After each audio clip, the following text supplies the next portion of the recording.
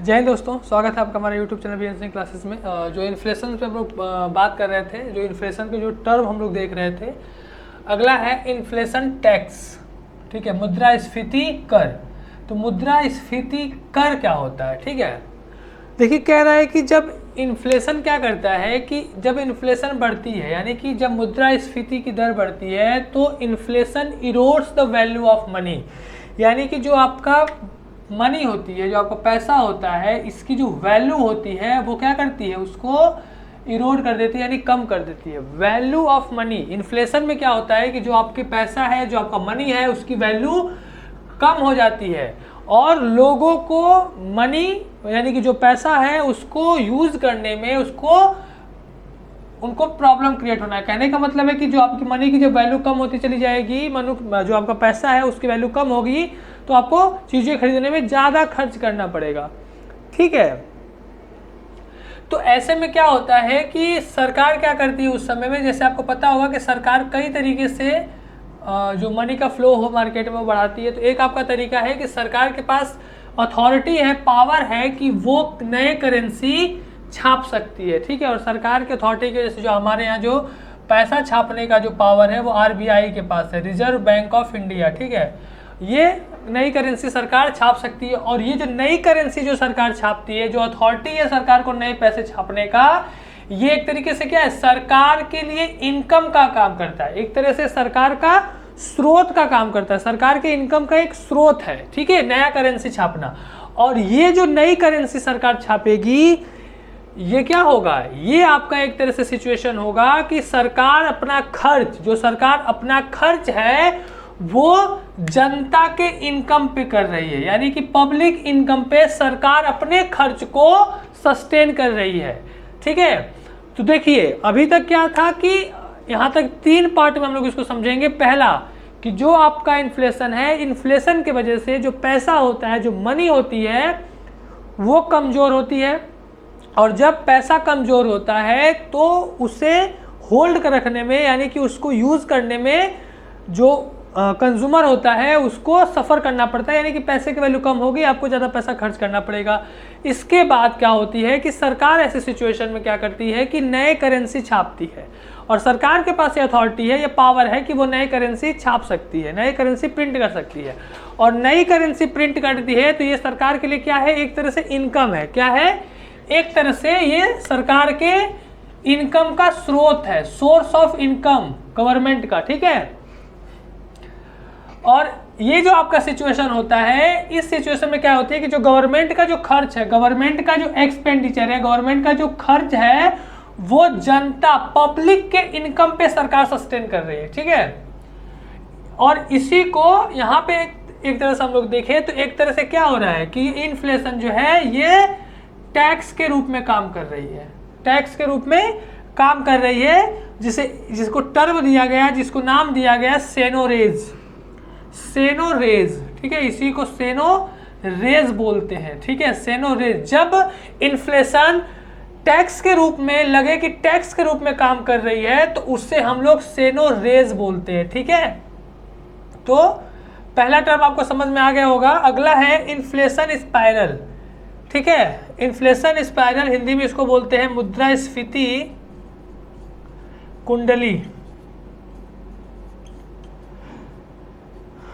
ठीक है, और ये जो आपका इन्फ्लेशन सिचुएशन है इकोनॉमी में तब आती है जब आपको ऐसा लगता है कि जो वेज है, जो आपका वेज है, वो जब ऊपर बढ़ता है तो आपका प्राइस भी ऊपर बढ़ता है, यानी कि जो आपकी प्राइस है, मूल्य है, ये ऊपर बढ़ेगा, मूल्य की कीमत ऊपर जाएगी तो आपका जो वेज है ये भी आपका ऊपर की तरफ जाएगा। ठीक है, तो ये दोनों ऐसा लगता है कि आपस में मिल के काम कर रहे हैं।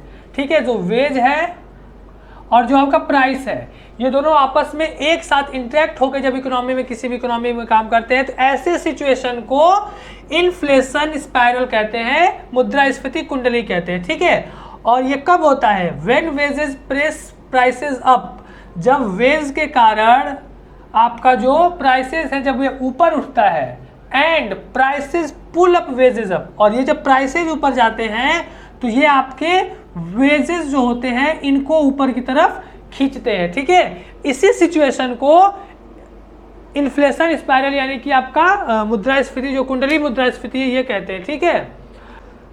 ठीक है, देखिए अगला है आपका इन्फ्लेशन प्रीमियम। इन्फ्लेशन प्रीमियम क्या होता है? देखिए जैसे कह रहा है कि a bonus brought by inflation to the borrowers in known as the inflation premium. देखिए इसको हम समझने की कोशिश करें कि सबसे पहली बात क्या होती है कि देखिए जब कोई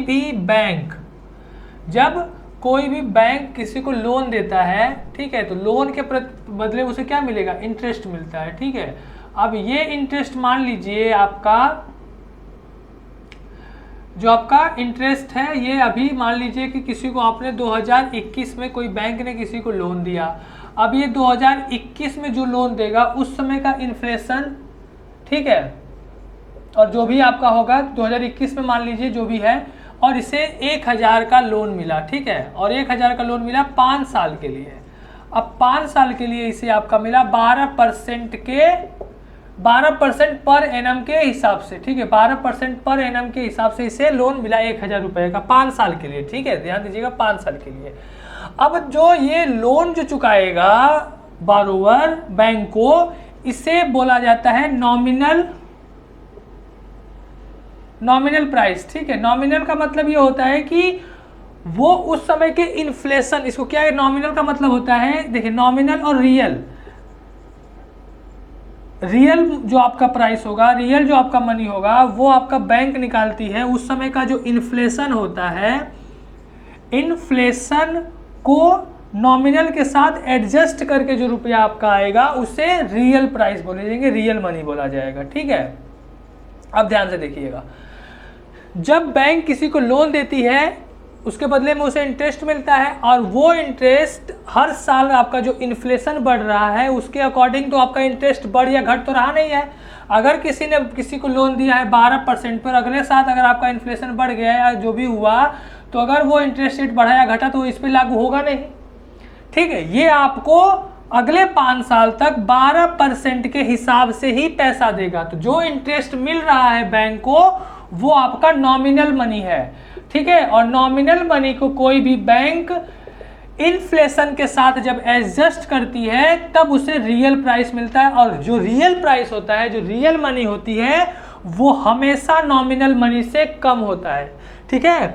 जो आपका रियल मनी होता है, रियल मनी हमेशा नॉमिनल मनी से कम होता है, ठीक है। तो इस तरह से हम लोग देखें तो आपके बैंक जो होते हैं वो हमेशा, मतलब उनको बैंक को जो प्रॉब्लम फेस करना पड़ता है, जो और ये जो फायदा जो मिल रहा है, जो बोनस के रूप में मिल रहा है, उसी को बोलते हैं इन्फ्लेशन प्रीमियम। जो आपके लेंडर से जिसको लोन दिया गया है, जो आपके जो जिन्होंने लोन लिया है, उससे एक तरह से देखें तो बोनस के रूप में उसे मिल रहा है, जिसे इन्फ्लेशन प्रीमियम कहते हैं, ठीक है।